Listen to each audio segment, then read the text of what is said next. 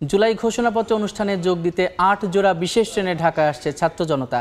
এই মুহূর্তে কমলাপুর রেল স্টেশনে আছেন সহকর্মী তোহা খান তামিম। সরাসরি যাচ্ছি তার কাছে। তামিম, সারা দেশ থেকে মোট ৮টি বিশেষ ট্রেনে করে সারা দেশে যে ছাত্র জনতা রয়েছে তারা জুলাই ঘোষণাপত্র পাঠ অনুষ্ঠানে যোগ দেওয়ার জন্য আসছেন।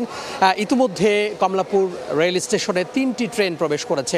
আমি একটু বলে রাখি, একটু দেখাতে চাই, এই মুহূর্তে আসলে প্ল্যাটফর্মে যারা এসে পৌঁছেছেন তাদের যেই অপেক্ষা রয়েছে, পাশাপাশি বিভিন্ন মানুষ যারা ইতিমধ্যে এসে পৌঁছেছেন তারা চলে গেছেন এবং অনেক অপেক্ষা করছেন, তারা এখন আসলে প্ল্যাটফর্ম ছেড়ে যাবেন এবং তাদের যে অনুষ্ঠান, প্রাণের অনুষ্ঠান, সেই অনুষ্ঠানে তারা যোগ দেবেন।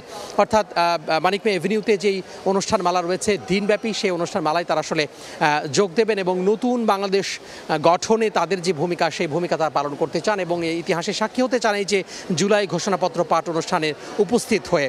সকাল থেকে আমরা দেখেছি যে রংপুরের যে স্পেশাল ট্রেন ছিল রংপুর, সেটি সকাল 8টা 10 মিনিটে এসে পৌঁছানো, 8টা 50 মিনিটে এসে পৌঁছানোর কথা ছিল। সেটি মূলত কিছুক্ষণ দেরি করে, অর্থাৎ ঘণ্টাখানেক বেশি সময় দেরি করে 10টা 10 মিনিট এসে পৌঁছেছে। কিছুক্ষণ আগে নারায়ণগঞ্জ থেকে একটি ট্রেন এসে পৌঁছেছে 14 নম্বর প্ল্যাটফর্মে। সেখানে আমরা দেখেছি যে বেশ মানুষের ভিড় ছিল এবং অন্যান্য যাত্রীকেও কিন্তু আমরা লক্ষ্য করেছি যে অন্যান্য যাত্রীও কিন্তু এই ট্রেনে ছিল।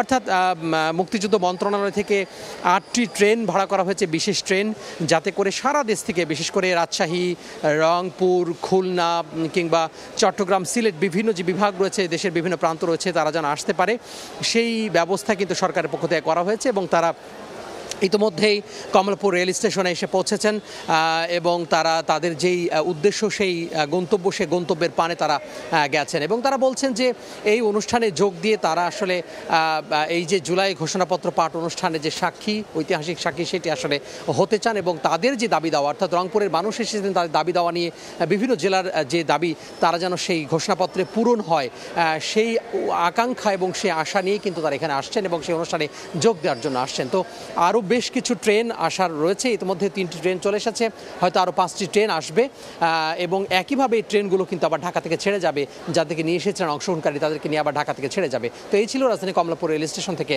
আমার হাতে সব শেষ। কমলাপুর থেকে যুক্ত ছিলেন সহকর্মী তোহা খান তামিম।